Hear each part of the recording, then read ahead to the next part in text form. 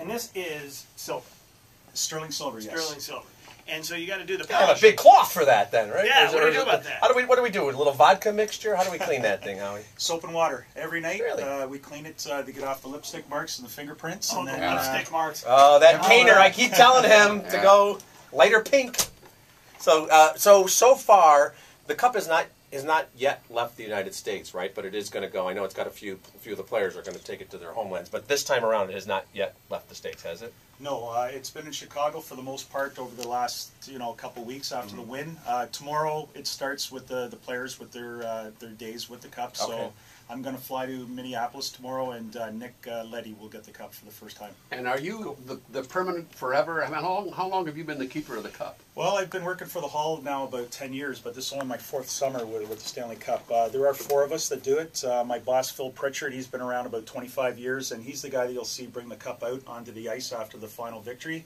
And we talked to him last. Oh, what okay. fun that was talking to him. Yeah, everybody recognizes him. He's been around a long time, and but there's 4 of us that will take turns traveling around with him. Are you going to go on one of the overseas trips? Do you know I will, yet? yeah. Because there's so many players, all 4 of us are going to get a chance to go over. I think two guys will get to go to Sweden for a week, and then another 2 of us will go to Czech Republic and Slovakia. Fantastic. Now, let me ask you a question here. Here we go. For the parents with the kids out there, we might have to just turn your radio down for a minute. For just a second. Some of these players, I don't know, they're young and they're single. Would you agree with that? Yes, absolutely. Yeah, and sometimes they meet some lovely lass somewhere, and they're like, oh hey, I just won the Stanley Cup. Some and that's a lovely guy who's, lass from Chicago, has a Canadian accent. Everybody in hockey. If you're going to play hockey, yeah. Canadian accent. And he goes, oh, we're gonna come over and see the cup. And then my sense is, I could be wrong about this, but my sense is that sometimes people want to get a little amorous around the cup. Now, do you have to be in the presence of the cup at all times? I'm supposed to be in the presence at all times.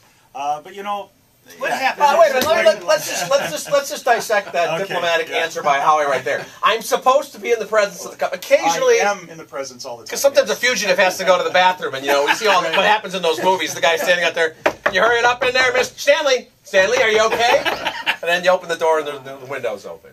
I can tell you that having seen the stories about the cup for a long time, that even you, Rokan, there are few questions you can imagine about behavior with the cup. Very few questions that he would actually have to say, no, that's never happened.